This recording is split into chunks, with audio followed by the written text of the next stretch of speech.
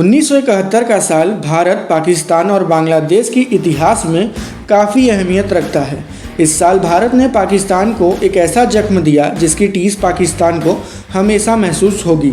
अगर बांग्लादेश की बात करें तो ये वही साल है जब दुनिया के नक्शे पे बांग्लादेश एक स्वतंत्र देश बनके उभरा।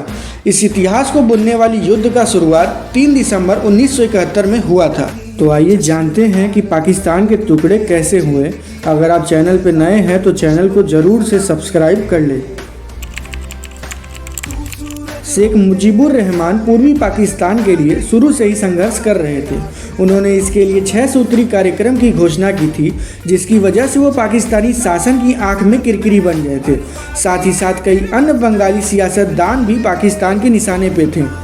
इनकी बगावत को दबाने के लिए पाकिस्तान ने शेख रहमान और अन्य नेताओं पर अलगाववादी आंदोलन के लिए मुकदमा दर्ज करा दिया, जो कि बाद में पाकिस्तान के लिए ही एक गलत कदम साबित हुआ, क्योंकि जिस मुकदमे के दम पे पाकिस्तान शेख रहमान को दबाना चाहता था, उसी मुकदमे ने उन्हें बांग्लादेश के लोगों के नज़र में हीरो बना दिया था। पाकिस्तान में 1970 का चुनाव बांग्लादेश के इतिहास के लिए काफ़ी अहम साबित हुआ। इस चुनाव में मुजीबुर रहमान की पार्टी पूर्वी पाकिस्तानी अवामी लीग ने ज़बरदस्त जीत हासिल की। 313 सीटों वाली पाकिस्तानी संसद में मुजीब के पास सरकार बनाने के लिए बहुमत थी, लेकिन ये जीत पाकिस्तान को कंट्रोल कर रहे पश्चिमी लीडर और सैन्य शासनों को ये गवारा न हुई। मुजीब के साथ इस धोखे ने पूर्वी पाकिस्तान में बगावत की आग को तेज कर दिया। लोग सड़कों पर उतर आए और आंदोलन करने लगे।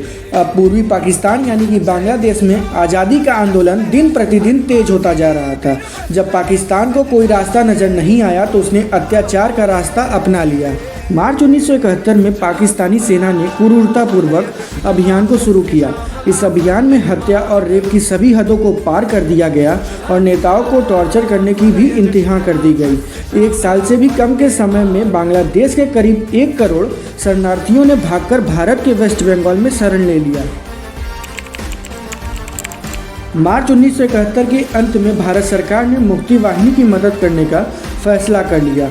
यहाँ मैं आपको बताना चाहूँगा कि मुक्ति वाहिनी दरअसल पाकिस्तान से बांग्लादेश को आज़ाद करने वाली एक सेना है, जिसमें पूर्वी पाकिस्तान के सैनिक और आम नागरिक हज़ारों की संख्या में शामिल हैं।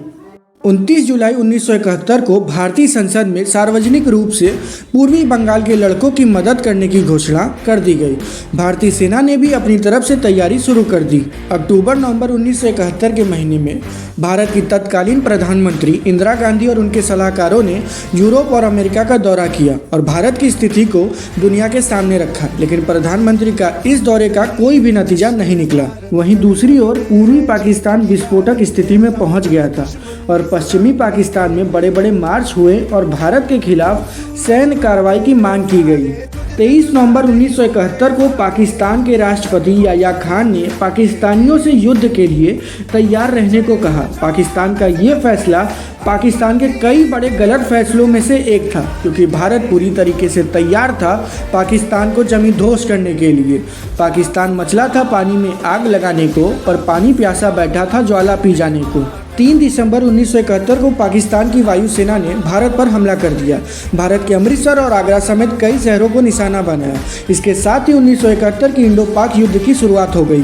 16 दिसंबर 1971 को पाकिस्तान की सेना ने आत्मसमर्पण कर दिया। यह आत्मसमर्पण कोई ऐसा वैसा आत्मसमर्पण नहीं था, क्योंकि इस आत्मसमर्पण ने गिनीज वर्ल्ड रिकॉर्ड बना दिया था, क्योंकि इसमें 93,000 की संख्या में सैनिकों ने घुटने टेक दिए थे, जिसके साथ ही बांग्लादेश का जन्म हुआ और युद्ध का समापन हुआ। अगर वीडियो पसंद आई हो तो लाइक, कमेंट, शेयर करें और चैनल को भी सब्सक्राइब कर लें।